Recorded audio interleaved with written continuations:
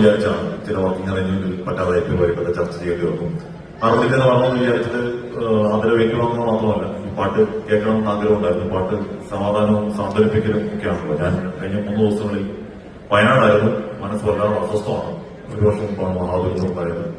അപ്പൊ നമ്മളന്ന് ഒരു പൊട്ടിക്ക് പോയപ്പോൾ കണ്ട മുഖങ്ങളെയൊക്കെ ഒരു വർഷത്തിന് ഇപ്പുറം പിന്നെയും കണ്ടു. വല്ലാത്ത ഓർമ്മകൾ. അച്ഛനും അമ്മയും പ്രിയപ്പെട്ട മക്കളെയും 3 മക്കളെ നഷ്ടപ്പെട്ട അമ്മ, അല്ലെങ്കിൽ ഒരു മകന്റെ മൃതശരീരം 2 കുഴിമാടങ്ങളെ ഇടയ്ക്കേണ്ടി വന്നു. ഒരുപാട് പേരെ കണ്ടു. വല്ലാതെ അസ്വസ്ഥമാണ്. വാർത്തകൾ അങ്ങനെ സാധാരണഗതിയിൽ നമ്മളെ സ്വാധീനിക്കാറില്ല, ബാധിക്കാറില്ല. പക്ഷെ വയനാട് അങ്ങനെയല്ല. വയനാട് പോകുമ്പോഴൊക്കെ സങ്കടമാണ്. അപ്പോൾ സങ്കടത്തിന് ഒരു പരിധിവരെയെങ്കിലും ഇവിടെ വന്ന് 6 മണിക്ക് നേരത്തെ യുവക്ക് പറഞ്ഞായിരുന്നു. പക്ഷെ നടന്നില്ല. സോറി. എന്തായാലും ഇത്തരം ആദരവുകൾ നമ്മൾ ആർക്ക് വേണ്ടിയാണോ സംസാരിക്കുന്നത് അവർക്ക് വേണ്ടി കുറച്ചുകൂടി ഉച്ചത്തിൽ സംസാരിക്കുക എന്നുള്ള ഉത്തരവാദിത്വബോധം നൽകുന്നതാണ് ഈ ആദരവിന്.